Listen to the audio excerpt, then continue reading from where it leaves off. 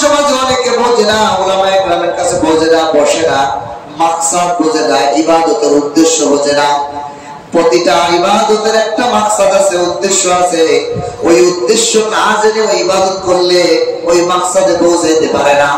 ইহরাম কেন আমরা পড়বো? হজ করার জন্য কেন ইহরাম পড়বো? আমি দুনিয়ার সব রং চক ডিজাইনের মডেলের পোশাক, সব পোশাক ফেলে দিলাম, কাফনের কাপড় আমি শরীরে জড়াই দিলাম, আমি দুনিয়ার সব লেনদেন, দুনিয়ার সব সম্পর্ক ছিন্ন করলাম, আমি মালিকের দরবারে যাচ্ছি। মানে মরে যেরকম মালিকের কাছে যায় মানুষ, আমিও জীবিত থাকা অবস্থায় মালিকের ঘরে যাচ্ছি। মানে ছেলে মেয়ে, বিবি বাচ্চা, ধন দৌলত, ব্যবসা বাণিজ্য, চাকরি বাড়ি, বাড়ি গাড়ি, সবের সাথে আমার দিল, আমার জবান, আমার শরীর, আমার মন মাইন্ড সবকে আলাদা করিয়া আমি আল্লাহর ঘরে হজ করতে যাইতেছি। ونستعينه ونستغفره ونؤمن به ونتوكل عليه ونعوذ بالله من شرور أنفسنا ومن سيئات أعمالنا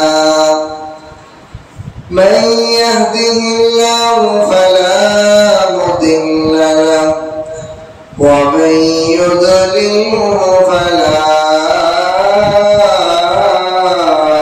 هادي له ونشهد أن لا إله إلا الله لا خالق إلا الله ولا مالك إلا الله ونشهد أن سيدنا وسندنا وحبيبنا وطبيب قلوبنا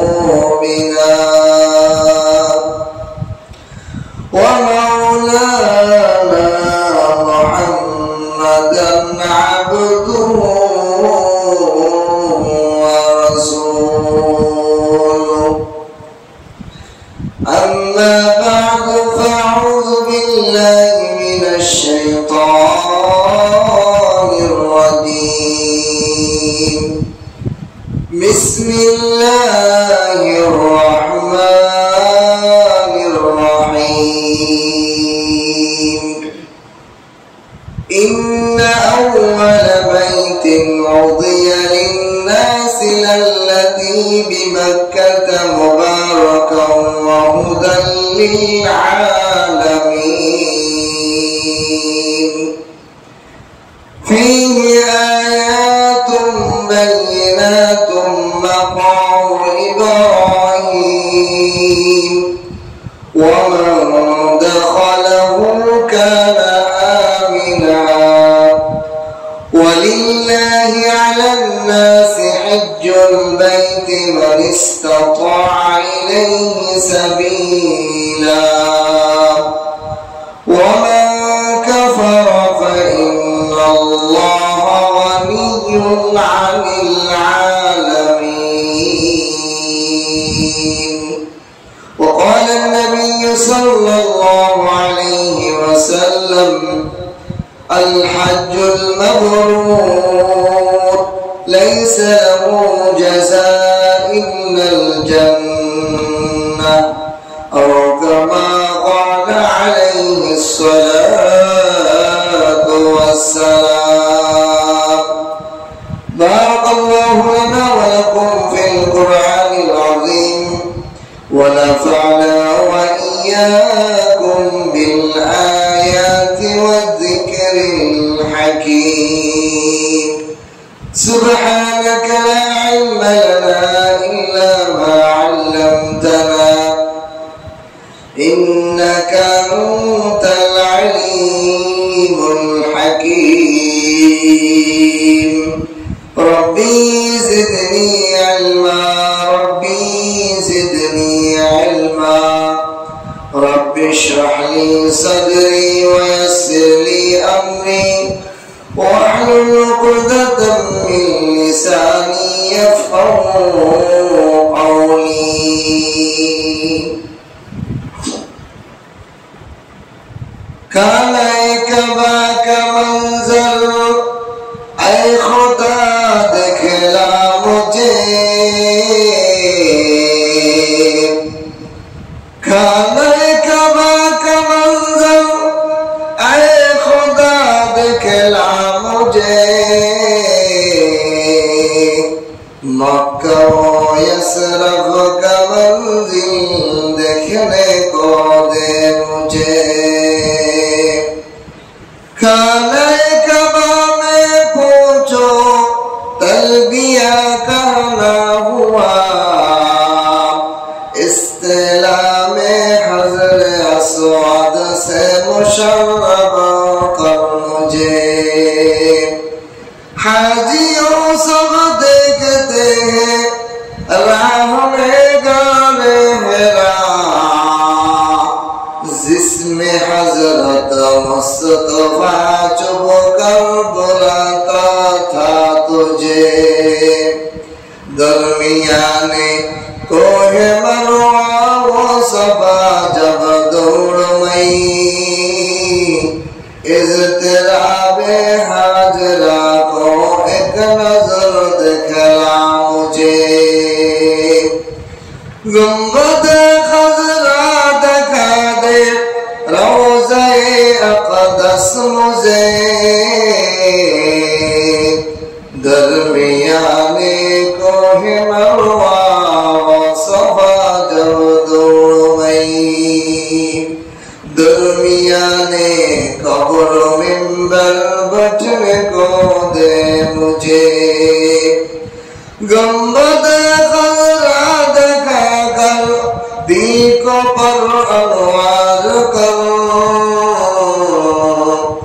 ابو بکر عمر عثمان علی کے ساتھی کر مجھے، عشق لے کر جب حضر ہو مینا بازار میں، جان و من قربان کرنے ہم سو اسماعیل دے، پھر پیش نظر گنبد خضرائے حرم ہے، یہ ان کا کرم ان کا کرم ان کا کرم ہے، بلغ العلا بکمالہ کشف الدجى بجمالہ، حسنت جمیع خصالہ، صلوا علیہ وآلہ۔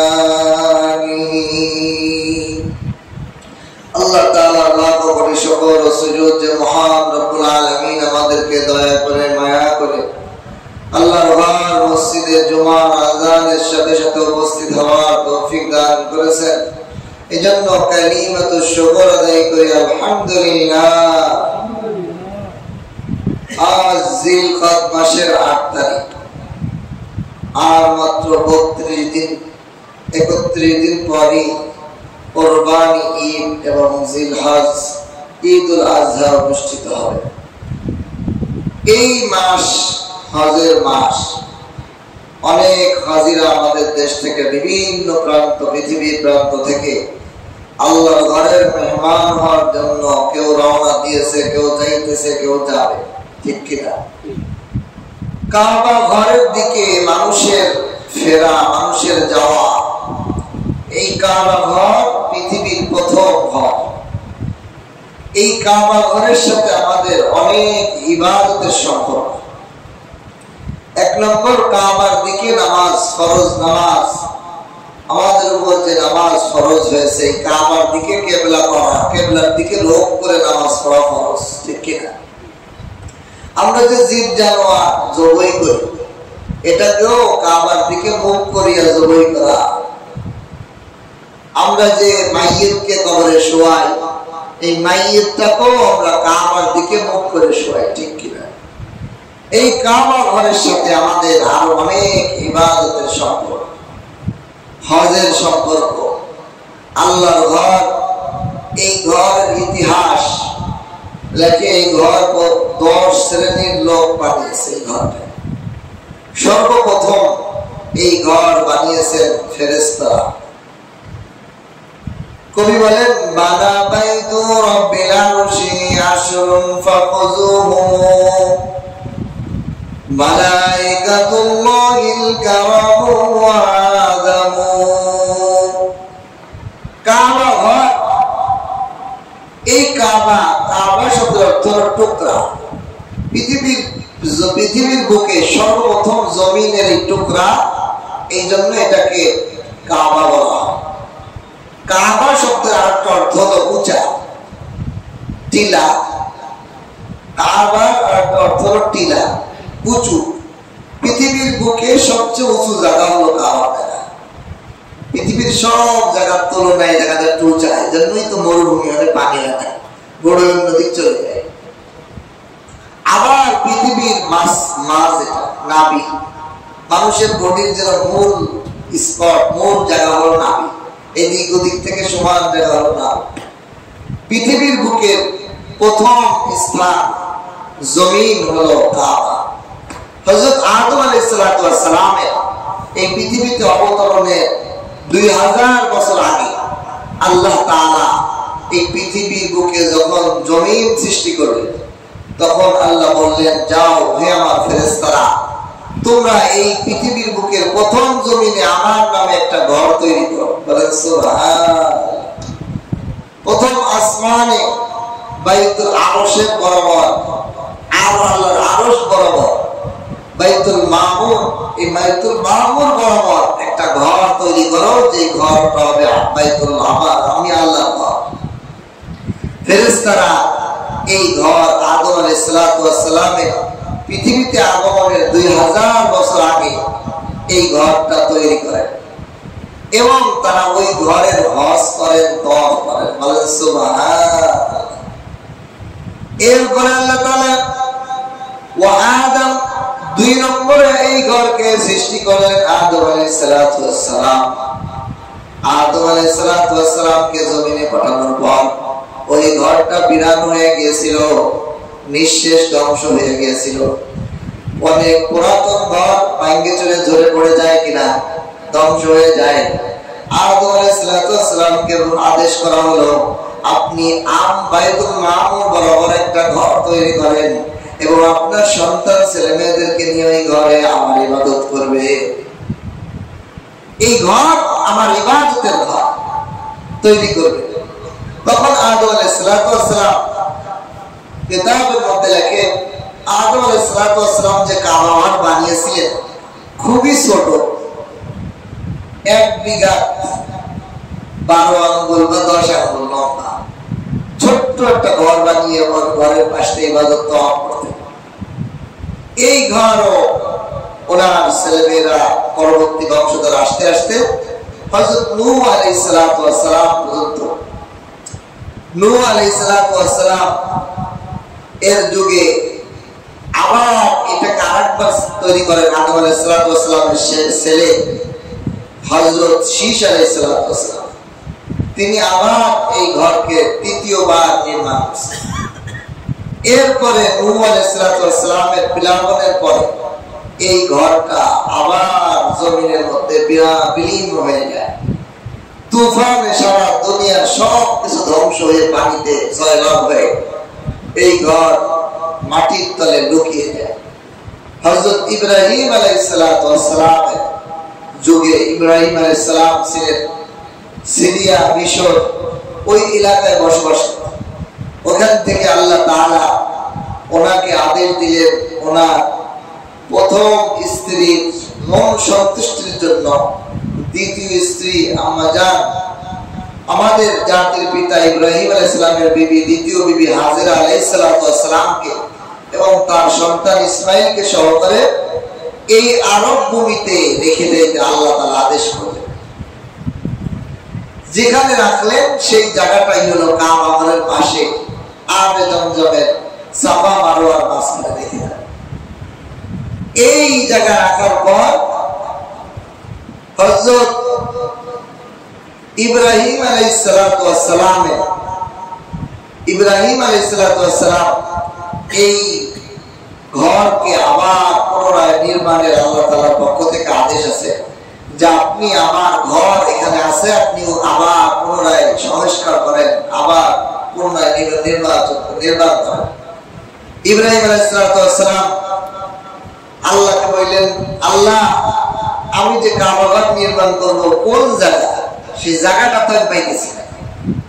আল্লাহর পক্ষ থেকে মেঘ থেকে আওয়াজ আসে, মেঘ বলে আমি মেঘ থেকে একটা টুকরা কাবা ঘর বরাবর ছায়া দিই।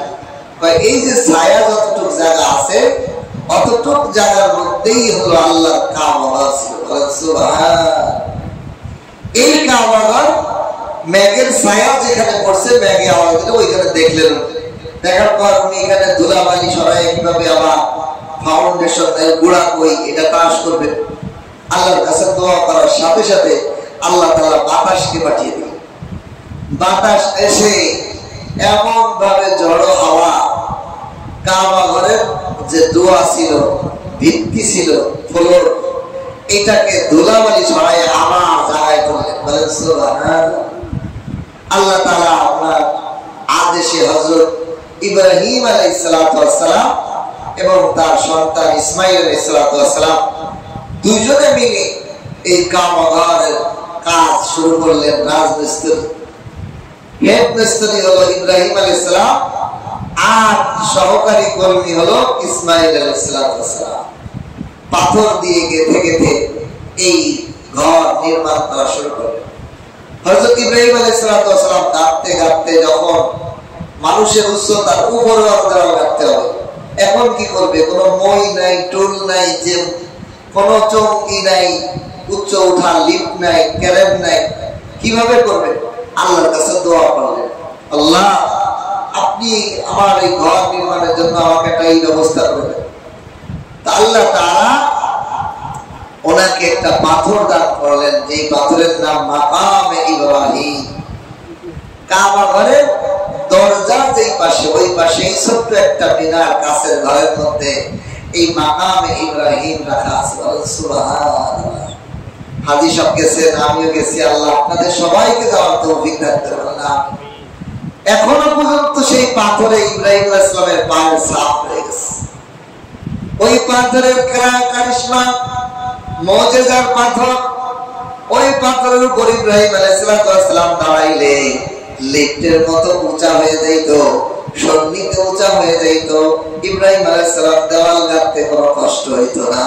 সুবহানাল্লাহ। আল্লাহ পাক এই নিদর্শনগুলো এখনো জমিনের মধ্যে রাখছে। এখনো প্রতিটা হাজির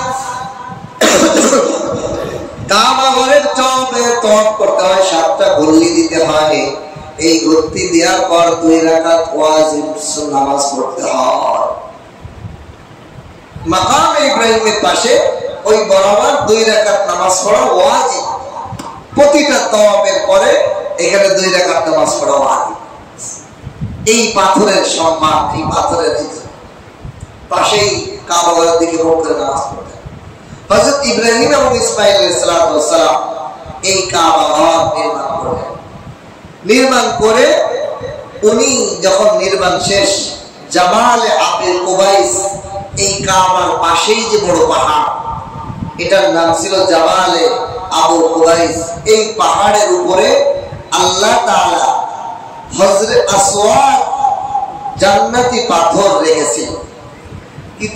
কিতাব বিশ্বকোষ, ইসলামিক বিশ্বকোষের মধ্যে লেখছে, ইসলামিক ইতিহাসের কিতাবে, যে এই হযরত আসওয়াদ নাযিল করেছেন আল্লাহ তাআলা নূহ আলাইহিস সালামের পিলাবনের সময়। নূহ আলাইহিস সালামের পিলাবনের সময় এই হযরত আসওয়াদ জান্নাতি পাথর জাবালে আবু কুবাইসের উপর আল্লাহ নাযিল করেছেন। এবং ইব্রাহিম আলাইহিস সালামকে ওহীর মাধ্যমে আল্লাহ তাআলা জানাই দিলেন, আপনি জাবালে আবু কুবাইস থেকে এই পাথরটা এনে কাবা ঘরের মধ্যে স্থাপন করে দেন। সুবহানাল্লাহ। হযরত আসওয়াদ এই পাথরটা আগে এত সাদা ছিল, শুভ্র সাদা আবিয়াজ, কিন্তু এই পাথরে যত মানুষ চুমা দেয়, আল্লাহ রাসূল বলেন সমস্ত মানুষের গোনা এই পাথরে চুষে নেয়। বলেন সুবহানাল্লাহ। এই কাবা, এই হযরত আসওয়াদ আল্লাহ তাআলা আমাকে চুমা দেওয়ার তৌফিক দান করেছে, আপনাদেরকেও দান করুন। বলেন আমিন। বহু কষ্ট, বহু বড় বৃদ্ধ মানুষের ওখানে যাওয়া খুব কষ্ট পায়। এত ভিড় ওই যে চুমা দিতে, যুবক মানুষও চাপা পেয়ে ওরে আল্লাহকে চিৎকার করে, আল্লাহ আল্লাহ তাআলার কাছে চাইলে আল্লাহ কত সহজ করে। আমার বোঝার জন্য আপনাদের বলতেছি, আমার মানুষের ভিড় হুজুম এটা আমার ছোটকালের থেকেই পছন্দ না। মানে ভিড়ের মধ্যে গাদাগাদির মধ্যে ঢুকতে আমার অস্থির লাগে, দমাইতে আসে। আমি যখন উমরায় গেছি তখন ওই হজরে আসওয়াদের চুমো দেওয়ার জায়গা দেখে আমি মনে মনে বলে বলছি, আমার দ্বারা এই হজরে আসওয়াদের চুমো মনে আমার কপালে নাই। কিন্তু মালিকের দরবারে, মালিকের ঘরের সামনে যাইয়া মালিককে ডাক দিয়ে কইলে মালিক সব দোয়া কবুল করে কিনা। আল্লাহর ঘরের সামনে যে আল্লাহকে বললাম, আল্লাহ এই যে আইসি আর জীবনে পাইছি, হায়াতে পাইছি, তাকে আসতে পারি কিনা জানি না, আপনি একটু দয়া করে আমারে সহজ করে আমাকে একটু হজরে আসওয়াদ চুমো করার ব্যবস্থা করেন। কাবা ঘরের দরজা, এই দরজায় যাওয়া যায়, একটা ভিড় কম থাকে, কিন্তু হজরে আসওয়াদের জন্য প্রচুর ভিড়। মানুষ চাপ খাইয়ে কত মানুষ তো ব্যথা পায় যে আমার প্রতি সেকেন্ডে সেকেন্ডে। তা আমি এই দরজায় যে আল্লাহ বললাম, আল্লাহ আপনি সহজ করে দেন, আপনার দরজা ধরে বলতেছি আমার একটু হজরে আসওয়াদ। আমাকে এমন একটা ঠেলা দিল, এক ঠেলায় আমি কাবা ঘরের দরজা থেকে যাইয়া হজরে আসওয়াদের কোণার মধ্যে ভাইসে চলে গেছি। আমি গেছি, আমার মুখ দেখে হজরে আসওয়াদের সামনে চলে গেছি অটোমেটিক। আমি সুযোগ পাইয়ে 3-4টা চুমো দিলাম, আর একটা ঢেউ আসলো, এক ঠেলায় আমাকে আবার কাবা ঘরের দরজা চলে আসছে। মানে আমি কল্পনাই করতে পারি নাই, আল্লাহ কুদরতি ভাবে ঠেলার ঢেউয়ে নিয়ে গেছে, আবার এক ঠেলায় নিয়ে চলে আসছে। আসলে আল্লাহর কাছে ওখানে যে চাইলে সঙ্গে সঙ্গে পাওয়া যায়। আমার চোখে পানি চলে আসলো যে আমি এটা ঠেলে ঠেলে ঢুকে দিয়ে চুমো দিব, এটা আমার সম্ভব। কিন্তু আল্লাহ তাআলা এত সহজ করলেন, বললো যে আমাকে সবাই কোলে করে নিয়ে চুমো দিয়ে আবার কোলে করে নিলাম। এই জন্য এই হজরে আসওয়াদ মানুষের গোনাকে ধুয়ে বসে কালো হয়ে গেছে। সে সমস্ত গোনা আল্লাহ রাসূল বলেন এটাকে চুমো দিলে সমস্ত গোনাগুলো ধুয়ে মুছে যায়।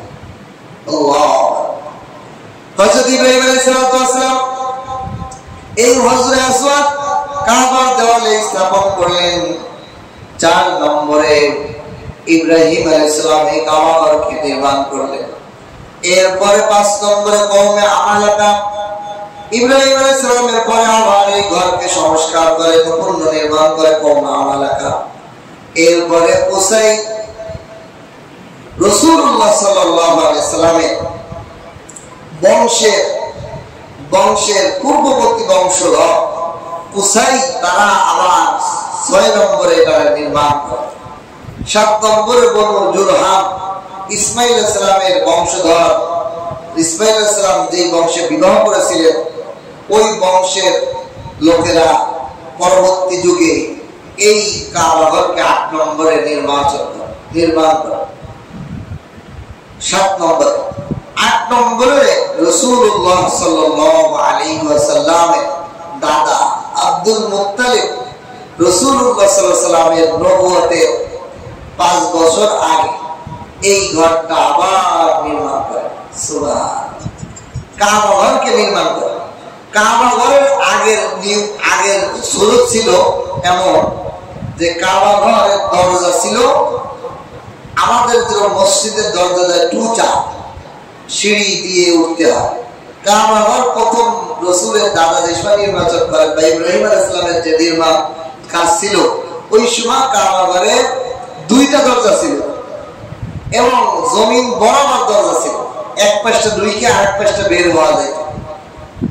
পরবর্তীতে রাসূলুল্লাহ সাল্লাল্লাহু আলাইহি ওয়াসাল্লামের দাদা একটা দরজা দেন এবং এটা জমিন বরাবর ছিল। কিন্তু আস্তে আস্তে রাসূলুল্লাহ সাল্লাল্লাহু আলাইহি ওয়াসাল্লামের যুগে এসে এই দরজাও এরকম ছিল, জমিন বরাবর ছিল। জমিনের বরাবর মাটির থেকে মাটি যেই বরাবর ওই বরাবরই দরজা ছিল। কিন্তু আব্দুল্লাহ ইবনে জুবাইর রাদিয়াল্লাহু তাআলা আনহু উনি এই কাবা ঘরের দরজাকে উঁচা করে দিলেন। কেন? যেহেতু মুসলমানরা পুরো অর্ধ পৃথিবীতে মুসলমানের হয়ে গেছে, বহু মানুষ হজ করতে আসে, এই কাবা ঘরের মধ্যে ঢোকা নিয়ে যে পিড়াপিড়ি ঠেলাঠেলি, এই জন্য কাবা ঘরের দরজাকে এক মানুষ সমান উঁচা, প্রায় 6 ফুট 5 ফুট 6 ফুট উঁচা, এত উঁচায় দরজা লাগাইছে। এখন জমিন বরাবর কোনো দরজা নেই। কেন? আগে মানুষ ঢোকাঢুকি করতো, কাবা ঘরের মধ্যে পবিত্রতা রক্ষা হইতো না। এই জন্য আব্দুল্লাহ ইবনে জুবাইর রাদিয়াল্লাহু তাআলা আনহু উনি কাবা ঘরের দরজা মানুষ থেকে উঁচা করে দরজা লাগায়, যে উঠতে হইলে সিঁড়ি লাগবে, সিঁড়ি ছাড়া উঠতে পারবে না। এইভাবে আব্দুল্লাহ ইবনে জুবাইর রাদিয়াল্লাহু আনহু উনি আবার সংস্কার করলেন, এই দরজাকে উঁচা করলেন। 10 নম্বরে হাজ্জাজ বিন ইউসুফ একজন বাদশাহ, উনি পরবর্তীতে আবার কাবা ঘর নির্বাচন করেন এবং আব্দুল্লাহ ইবনে জুবাইর রাদিয়াল্লাহু তাআলা আনহু যখন নির্মাণ করলেন, তখন কাবা ঘরে আল্লাহ রাসূলের দাদা যে নির্মাণ করেছিলেন, ওই সময় কাবা ঘরের কিছু অংশ টাকার সংকটের কারণে অর্ধেক বানানো হয়েছে আর অর্ধেক খালি ছিল, যেটাকে হাতিমে কাবা বলা হয়। কাবা ঘরের পাশে দেখবেন রাউন্ড করা আছে, ওই জায়গাটাও কাবা ঘর ছিল। কিন্তু রাসূলুল্লাহ সাল্লাল্লাহু আলাইহি ওয়াসাল্লামের দাদা নির্মাণের সময় অর্থের সংকটের কারণে পুরো ঘরের টাকা জোগাড় হয়নি, এই জন্য ওইটুক বাদ দিয়ে এইটুক বানানো হয়েছে। কিন্তু আব্দুল্লাহ ইবনে জুবাইর কি করছে? পুরা কাবা ঘরটা আবার বানাইছে। হাজ্জাজ বিন ইউসুফ এসে আবার জুবাইর রাদিয়াল্লাহু তাআলার কাবা ঘর ভেঙে আবার যেরকম কাবা ঘরের কিছু অংশ বাকি রেখে আবার সেই রসুল যেটাকে আর ভাঙেন না, যে অবস্থায় ছিল, রসুল তো যুগে ভাঙতে পারতেন। রাসূলুল্লাহ সাল্লাল্লাহু আলাইহি ওয়াসাল্লাম যখন মুসলিম খলিফা, মুসলিম জাহানের উনি খলিফা, উনি বাদশা ছিলেন, সেই সময় উনি চাইলে পুরা কাবা ঘরকে ভাঙিয়ে পূর্ণ জায়গা দিয়ে করতে পারতেন, অর্থের কোনো সংকট ছিল না। কিন্তু রাসূলুল্লাহ সাল্লাল্লাহু আলাইহি ওয়াসাল্লাম যখন বানান নাই এরকম, আব্দুল্লাহ ইবনে জুবাইর বানাইছেন, হাজ্জাজ বিন ইউসুফ রাসূলের যেভাবে ছিল ওইভাবেই রেখে, এই জন্য ওইভাবে আবার বানাই দিয়েছেন, আমাদের জন্য রহমত হয়েছে। ঠিক কিনা? যারা আমরা গরিব মুসলমান কাবায় উমরা হজের জন্য যাই, তারা ওই হাতিমে কাবার মধ্যে 2 রাকাত নামাজ পড়তে পারি, মানে কাবা ঘরের মধ্যে 2 রাকাত নামাজ পড়তে পারি। সুবহানাল্লাহ। আর যদি হাতিমে কাবারও পুরো কাবা ঘর বানাইতো, তাহলে কাবা ঘরের ভিতরে নামাজ পড়ার ফজিলত আমাদের অর্জন করতে হবে। এই জন্য এই কাবা এরপরে আর কেউ ভাঙাভাঙি করে না, কারণ মুসলিম খলিফারা চিন্তা করলেন, যদি এরপরে যুগের ফুকাহে কেরামরা চিন্তা করলেন, এইভাবে যদি প্রত্যেক বাদশাহ ভাঙ্গে আর বানায়, তাহলে কাবা ঘরের মর্যাদা ঐতিহ্য কিছুই থাকবে না। এই জন্য এর পরবর্তীতে সমস্ত আলেম ওলামারা ইজমা হয়ে গেল, কাবা ঘরে আর কোনো ভাঙাচোরা হবে না, একরকমই থাকবে। এইভাবে আজ পর্যন্ত প্রায় 1400-1500 বছর পর্যন্ত এইভাবেই একইভাবে কাবা ঘরটা রয়েছে। এই কাবা ঘর একটা আল্লাহ তাআলার ঘর, মালিকের ঘর। এই ঘরটা আমাদের ভালোবাসার কেন্দ্রবিন্দু। কেন আমাদের দিলে কাবার প্রতি ভালোবাসা থাকবে? কেন আমরা কাবাকে মহব্বত করব? আল্লাহ রাসূল সাল্লাল্লাহু আলাইহি ওয়াসাল্লাম হাদিসের মধ্যে দোয়াও শিখিয়েছেন, হে আল্লাহ, আল্লাহুম্মা হিব্বিনি যাদা বাইতুল্লাহ, ইয়া আল্লাহ আমাকে বাড়ায় দেন আপনার কাবা ঘরের মহব্বত। আমার দিলের মধ্যে কাবা ঘরের মহব্বত বাড়ায় দেন আল্লাহ, কাবা ঘরের মহব্বত আমার দিলের মধ্যে বাড়ায় দেন। আর বাস্তব কথা হলো, আপনি যারা গেছেন তারা বুঝবে, অনুভব করবে, এই কালো গেলাপওয়ালা ঘরটার দিকে তাকাইলে পৃথিবীর সমস্ত সৌন্দর্য, যত নারী শিশু সিনারি, যত পার্ক, যত রিসোর্ট, যত সুন্দর ভিউ আছে, তার মধ্যে সবচেয়ে মজার এবং মধুর দৃষ্টি হলো কাবা। এটা ভিডিও দেখলে বোঝা যায়। আমরা তো ভিডিওতে ছবিতে দেখছি, কিন্তু বাস্তব যদি আপনি কাবার ঘরের দিকে তাকান, আপনার চোখ থেকে অটোমেটিক পানি বের হয়ে থাকবে। সুবহান। এই জন্য দোয়া করা, কবির ভাষায় বারে বারে কবিতাগুলো পড়েন। খানায়ে কাবা কা মঞ্জর আয়ে খুদা দিখলা মুঝে, খানায়ে কাবা কা মঞ্জর আয়ে খুদা दिखला मुझे, मक्का यसरब का मंजिल देखने को दे मुझे। আল্লাহ খানায়ে কাবার ওই দৃশ্যটা আমাকে বারবার দেখার সুযোগ করে দেন, মক্কা মদিনার মঞ্জিল আমাকে পৌঁছে দেন, দেখায় দেন। বারে বারে আল্লাহর কাছে দোয়া করা। আল্লাহ রাসূল হাদিসে দোয়া শিখিয়েছেন, আল্লাহুম্মা আরযুকনা জিয়ারাতাল হারামাইন, আল্লাহ আমাকে দুনো হারামাইনের জিয়ারত নসিব ফরমা, আমাকে বারে বারে কাবা ঘর এবং মক্কা মদিনার জিয়ারত মুলাকাত সাক্ষাৎ আমাকে মিলিয়ে দেন।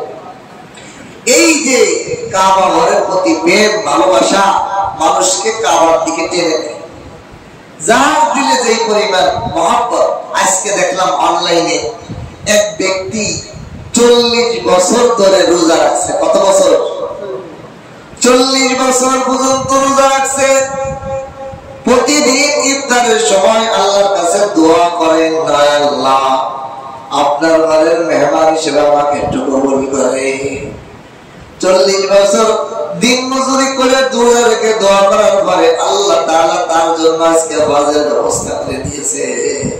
সুবহানাল্লাহ। এই বছর সেই নবী হজে গেছে। হাজার ঘটনা আমাদের সামনে আছে।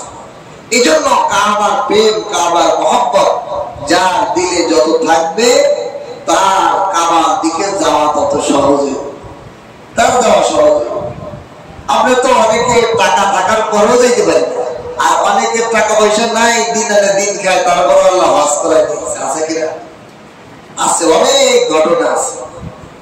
এই জন্য কাবা ঘরের জিয়ারতের জন্য আল্লাহ তাআলা কাকে যে কবুল করবে, কার কাছে যে যাইবে, তার কোনো সীমা নেই।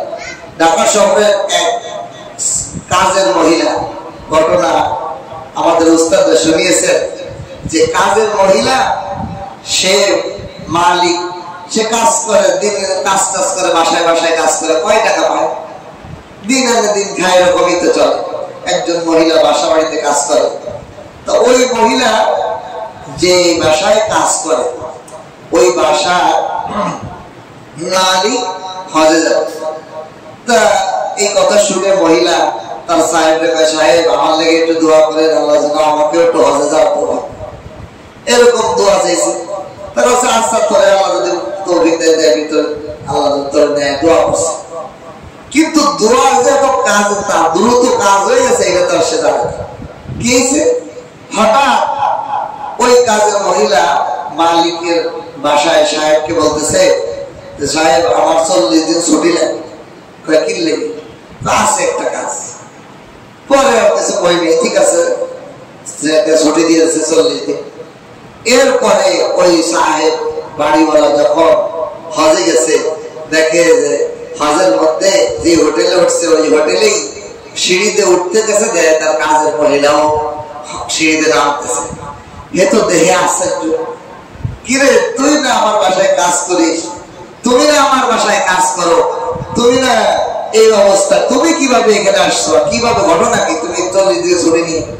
কয় সাহেব বলেন না, আমি আল্লাহর কাছে সব সময় দোয়া করি, কান্নাকাটা করি, আল্লাহ আমাদের তো হজ করার তৌফিক দিয়ে। তা ঘটনা করবে, একটা ঘটনা করছে। কি ঘটনা? ঘটনাটা হলো, এক মহিলা স্বামী আর স্ত্রী দুইজনেই হজ করে, কিন্তু এই তার বিবি প্যারালাইসিস, অসুস্থ, হাত চলাফেরা করতে পারে না, নিজের ইস্তেঞ্জা নিজে করতে পারে না। স্বামী পারে, কিন্তু স্বামীও দুর্বল, বৃদ্ধ, স্ত্রীকে তত্ত্বাবধান করবে এরকম ক্ষমতা স্বামীর নাই। এখন কি করবে? এখন সে তালাশ করতেছে, এমন একটা মহিলা যদি পাইতাম যে আমার বিবিরে নিয়ে হজের সমস্ত কাজ করাবে, হুইল চেয়ারে নিয়ে ঠেলবে, তারা ইস্তেঞ্জা করাবে, তারা ওযু করাবে, তারা নামাজের ব্যবস্থা করবে, এরকম একটা মহিলা পাইলে তারাও আমাদের সাথে হজ করা। এই খোঁজ করতে করতে এই মহিলাকে পাইছে, কাজের মহিলাকে। এই জন্য কাজের মহিলা বলছে যে আমার তো টাকা পয়সা নেই, কিছু নেই। তোমার কোনো টাকা পয়সা লাগবে না, তুমি রাজি আছো কিনা বলো, তোমার ভিসা, তোমার পাসপোর্ট সব আমি করে দেবো, খালি তোমার ভোটার আইডি কার্ড দাও। দিছে এক মাসের মধ্যে সব ব্যবস্থা করে তারে এই তাদের সঙ্গী হিসেবে নিয়ে গেছে। তো বলে এই মহিলা, কাজের মহিলা টাকা গোছায় হজ করতে যাবে, তার কল্পনার বাইরে ছিল না, কিন্তু আশা করছে, দোয়া চাচ্ছে হাজিদের কাছে, হাজিদের কাছে দোয়া চেয়েছে। আর দোয়া কোন সময় কবুল হয়ে গেছে। সে এই কাজের মহিলা হিসেবে তার একটা টাকা তো লাগেই নাই, তার খাওয়া দাওয়া হজের সব ব্যবস্থা আল্লাহর পক্ষ থেকে হয়েছে কিনা। আল্লাহ तमन्ना दर्द दिल की है तू का दुआ फरमा हाजियों से, हाजी का फजीलत है मुस्तजाबत दुआ है। हाजी যিনি কাবা ঘরের জন্য নিয়ত করে ফেলেছে, টাকা জমা দিয়ে ফেলেছে, হজে যাওয়ার জন্য যে নিয়ত করে ফেলেছে, সে দুনিয়ার বুকে আমার আপনার একজন পরিচিত ব্যক্তি হতে পারে, সে আমার আপনার জন্য একজন কলিগ হইতে পারে, আমার আপনার এলাকার একজন মানুষ হইতে পারে।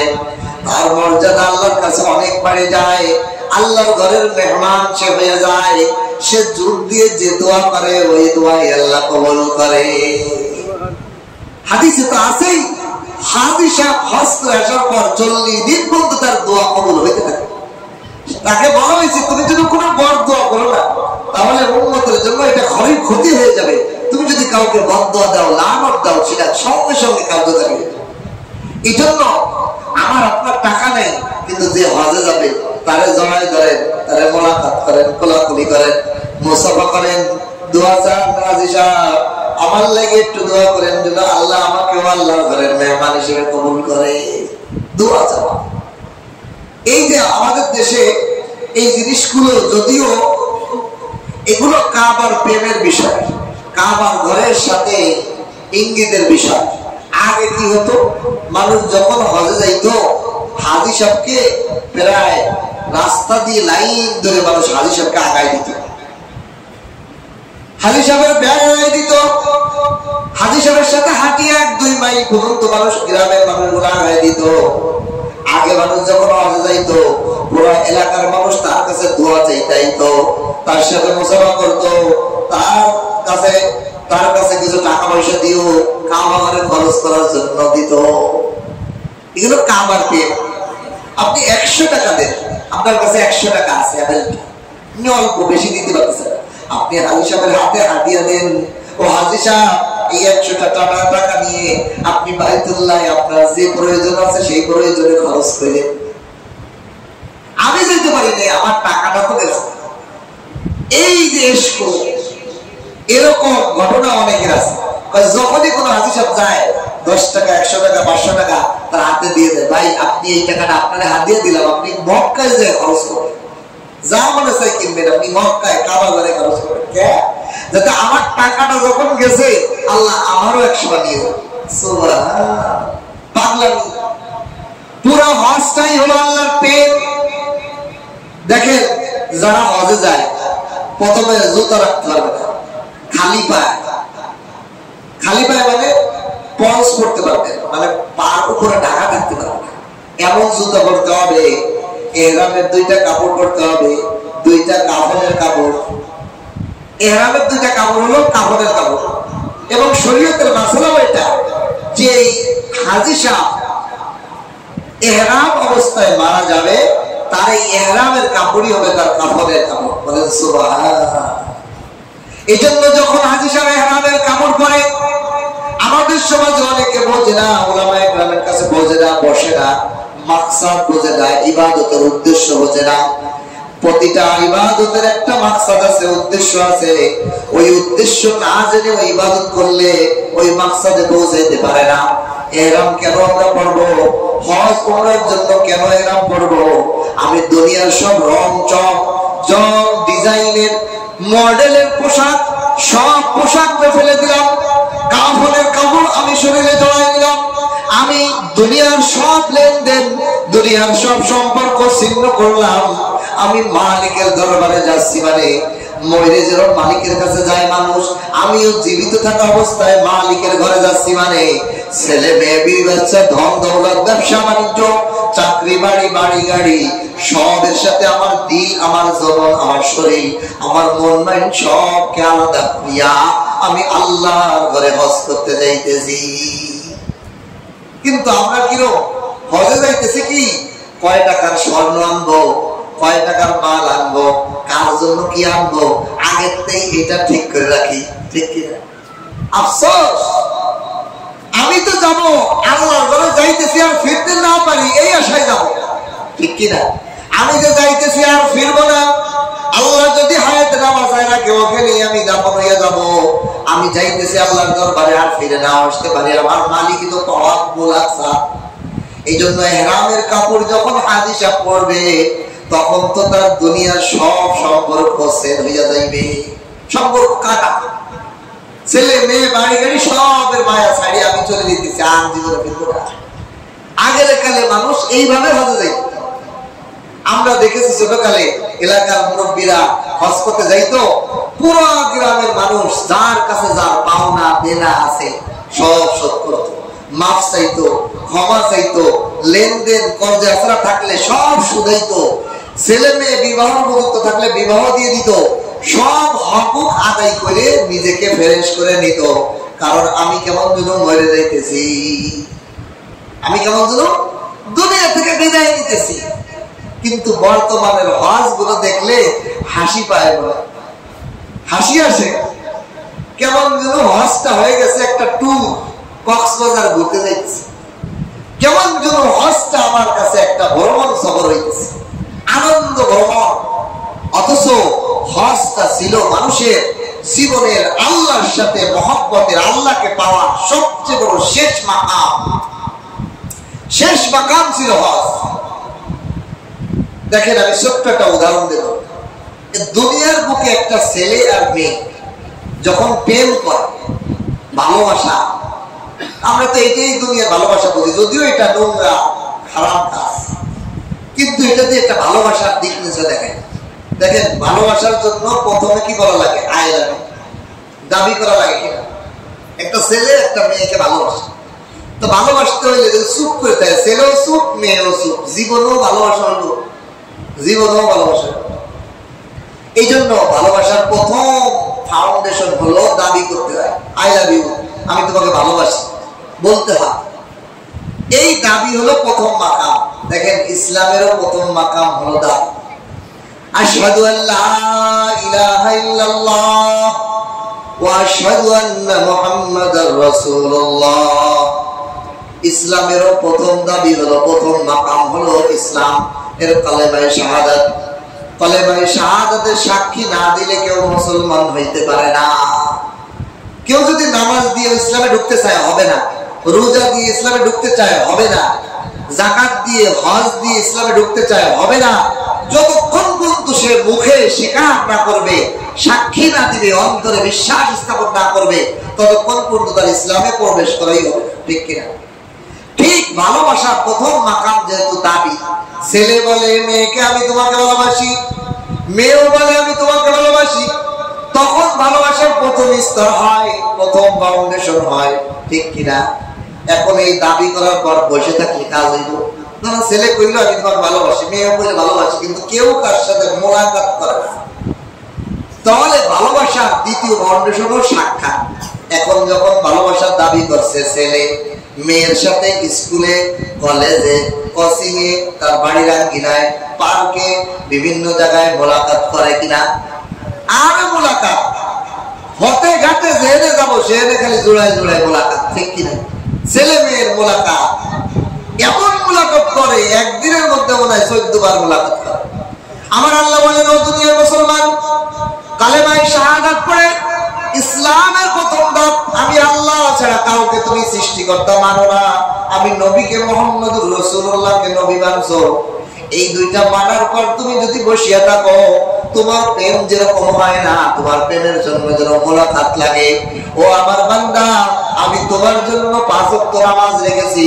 5 ওয়াক্ত নামাজের মাধ্যমে তুমি মসজিদে আসিয়া আমার সাথে 5 বার মোলাকাত করবা। এই জন্য নামাজ হলো ইসলামের দ্বিতীয় অংশ।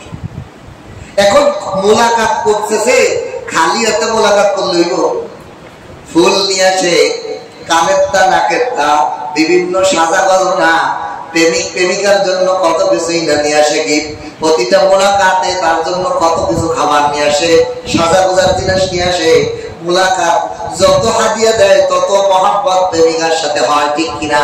আল্লাহ বলেন, ও আমার বান্দা, তুমি মোলাকাত করছো, ঠিক আছে, দাবি করছো, মোলাকাত করো, কিন্তু আমাকে তো একটু গিফট দিতে হবে। গিফটটা কি? যাকাত, ফিতরা, কুরবানি, ওয়াজিব, মালি ইবাদত। এই মালি ইবাদতের মাধ্যমে আমাকে হাদিয়া দিতে হবে, এই জন্য যাকাত খরচ করছে। এখন মোলাকাতের সাথে গিফট আনে, কিন্তু মেয়ে কয় এই ছেলে কি আমার জন্য পারফেক্ট কিনা, এটা কি ভালো ছেলে কিনা, একটু পরীক্ষা করা দরকার। এই জন্য কিছু পরীক্ষা করে, বিভিন্ন পরীক্ষায় ফেলে। আল্লাহ তাআলা বলে, আমিও বান্দাকে পরীক্ষা ফেলি। কি পরীক্ষা? রমজান মাসে রোজা দেই, সকাল থেকে সন্ধ্যা পর্যন্ত সে আমার হুকুম মতো খানা দানা থেকে বিরত থাকে কিনা।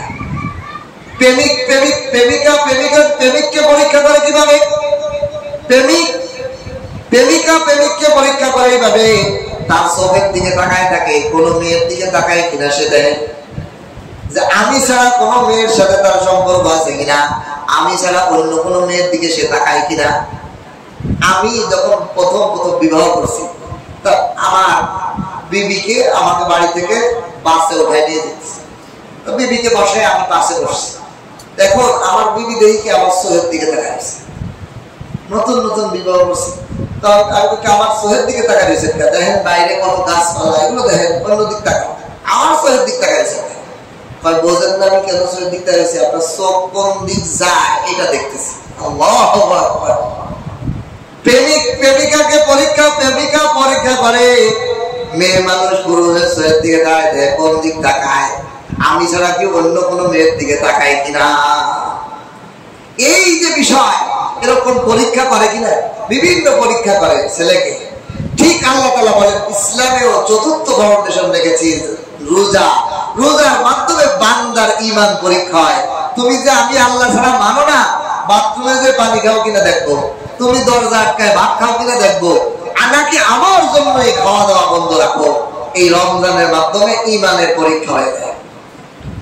এরপরে যখন পরীক্ষায় পাস, তারপরও প্রেমিকা মন দেয় না, প্রেমিকা ছেলের জন্য পাগল হয় না। এই জন্য ছেলেটা কি করে, প্রেমিকার কলেজে চাইপাশে ঘোরে, প্রেমিকার বাড়ির চাইপাশে যায় ঘোরে। দিনবার মেয়েটাকে পাওয়ার জন্য, তার প্রেমিকারে পাওয়ার জন্য তার ঘরের দিকে ছুটিয়া যায়, তার কলেজের দিকে ছুটিয়া যায়, তার বাসভবনের পাশে চারপাশে ঘুরঘুর করে। রাত 3টের সময় ঘোরে, সকালবেলাও ঘোরে, দুপুর বেলাও ঘোরে, বিকেল বেলাও তার ঘরের চারপাশে ঘোরে। আল্লাহ রাসূল বলেন, ও দুনিয়ার উম্মতরা, আল্লাহর প্রেম যখন কোন বান্দার মধ্যে এসে যায়, ওই বান্দাও 4 নম্বর মাকাম পার হয়ে যায়। রমজানের রোজার মাধ্যমে ঈমানের পরীক্ষায় যখন পাশ হয়ে যায়, ওই বান্দা হজের জন্য পাগল হইয়া যায়। পাগল হইয়া 2টা কাপড় পরিয়া, চুল খোলা রাখিয়া, পাগলের ভেষ ধরিয়া, পাগলের মতো ছিঁড়া কাপড়, সেলাইবিহীন কাপড় করিয়া সে আল্লাহর ঘরের দিকে যায়। আল্লাহর ঘরের মধ্যে যাইয়া ঘরে ঢোকে না, ঘরের চারপাশে ঘোরে। খানে কাবা কা মঞ্জর আয় খোদা দেখলা মুঝে, মক্কা ও ইসরাফ কা মঞ্জিল দেখনে কো দে মুঝে। আল্লাহর বান্দা পাগল হইয়া কাবার চারপাশে ঘোরে আর বলে, লাব্বাইক আল্লাহ, ওই বাংলার জমিন থেকে আপনাকে শাহাদাত পড়িয়া ঈমান এনেছিলাম, ভালোবাসার দাবি করেছিলাম। ও আল্লাহ, আপনার ঘরে 5 ওয়াক্ত হাজিরা দিয়ে মোলাকাত করেছিলাম, হজ, যাকাত, ফিতরা, কুরবানির মাধ্যমে আপনাকে গিফট দিয়েছিলাম। রমজান মাসের রোজা রাখি আল্লাহ আপনার সন্তুষ্ট ভালোবাসার পরীক্ষা দিয়েছিলাম। এখন প্রেমে পাগল হইয়া গেছি, আপনার ঘরের পাশে এসে ঘুরতেছি, আপনার এক নজর দেখতে চাই, আপনাকে পাইতে চাই, আপনার মোলাকাত পেতে চাই, আপনার সাক্ষাৎ পেতে চাই, আপনাকে অর্জন করার জন্য পাগলের মতো ছুটে আসছি। গায়েবের থেকে আওয়াজ আসে, অনেক হাজি শব্দের কলব যাদের পরিষ্কার হয়ে গেছে, দিলের মধ্যে আওয়াজ এসিয়া যায়, ও আমার বান্দা, আমার মোলাকাত পাবা নাই ঘরের মধ্যে, আমার মোলাকাত পাইতে হলে চলে যাও আরাফার ময়দানে। সুবহান। আরাফাত মানে হলো মোলাকাতের স্থান। আরাফাত মানে মোলাকাতের স্থান। আল্লাহু আকবার। আদম আর হাওয়া পৃথিবীর দুই প্রান্তে, সিরিয়া আর ইসে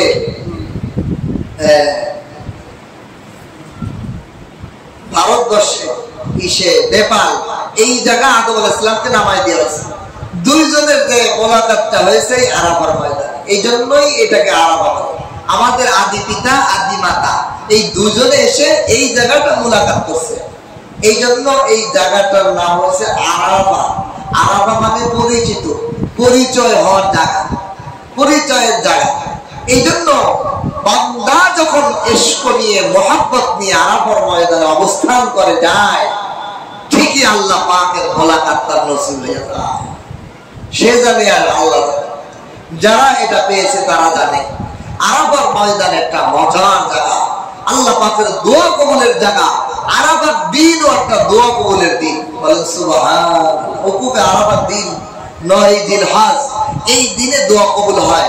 এই দিনে রোজা অনেক দামি, 1 বছরের উপরে বেশি দিনে রোজা রাখা সওয়াব। এই যে দিনগুলো, এই আরাফার দিন, এই জন্য আল্লাহর ঘরের মোলাকাতের, আল্লাহর ঘরের সাক্ষাৎ, আল্লাহর ঘরের প্রেম, এই জন্য আল্লাহ পাক ইসলামের শেষ মাকাম রাখছেন হজ। হজ হলো জীবনে একবার হজ, হজ হলো জীবনের লাইফে, পুরো জিন্দেগিতে, জীবনের হায়াতে একবার হজ। এই জন্য কিন্তু যৌবন বয়সে দ্রুত হজ করে ফেলা। কেন? আমি বলি দেখেন, দুনিয়ার ওলা আখেরাত ওলা। আপনি যদি কষ্ট করে টাকা পয়সা একবার হজ করে ফেলেন, আল্লাহ রাসূল বলে দরিদ্রতা তো আপনারা কোনোদিন কেউ ধরতে পারবে না। আপনাকে, আপনার কোনোদিন দরিদ্রতা আপনার কাছে পৌঁছাবে না। কি বলেন? আমরা কেউ কি দরিদ্র হয়ে থাকতে চাই? এইটাই তো বেশি সমস্যা। আমরা দরিদ্র হয়ে থাকলে, গরিব হয়ে থাকলে সমস্যা। এই জন্য হজ এরকম একটা মাকাম। এই জন্য আল্লাহ তাআলা যাদেরকে টাকা দিয়েছে, অর্থ দিয়েছে, সব সময় দিনের মধ্যে দোয়া করতে থাকা।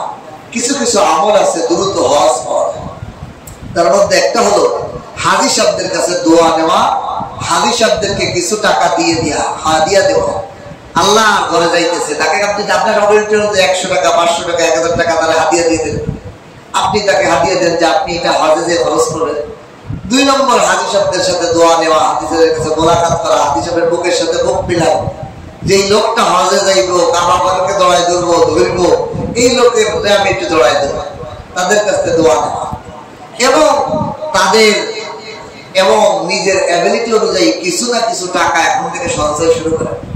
আপনার প্রত্যেক বেতন থেকে 10 টাকা, 100 টাকা, 500 টাকা, 1000 টাকা আপনি হজের জন্য একটা ব্যাংক ফেলেন। বাসার মধ্যে একটা ব্যাংকে থন, যে একটা ব্যাংকের মধ্যে টাকা রাখতে রাখেন। এইটা আল্লাহ তাআলা আপনার মহব্বত দেখবো, দিল দেখবো। আপনি টাকা গুছাইতে কয়টা গুছাবেন, কিন্তু আল্লাহ যে ব্যবস্থা করবো আপনার একটা হবে। এই জন্য এই কাবা ঘরের জিয়ারত, কাবা ঘর দিকে যাওয়া প্রেম দিলের মধ্যে প্রত্যেকটা বান্দার রাখা, এটা জরুরি। এই কাবা ঘরের প্রেম, কাবা ঘরের দিকে আমরা ফিরে নামাজ পড়ি, কাবা ঘরের দিকে সমস্ত প্রাণীগুলো জবাই করি, কাবা ঘরের দিকে আমাদের লাশকে শোয়ানো হয়, আমাদের লাশও কেবল লুকিয়ে শোয়ানো, ঠিক কিনা? এই জন্য এই কাবার প্রেম আমাদের দিলে রাখা। আল্লাহ তাআলা আমাদের সকলের দিলের মধ্যে আল্লাহ কাবার প্রেমকে পরিপূর্ণ করে দেন, বলেন আমিন। এবং দ্রুত যাতে আমরা প্রত্যেকেই হজ করতে পারি, আল্লাহ আমাদের সেই অ্যাবিলিটি, তৌফিক আল্লাহ আমাদের দান করে, বলেন আমিন। ওয়া আখিরু আলহামদুলিল্লাহি রাব্বিল আলামিন।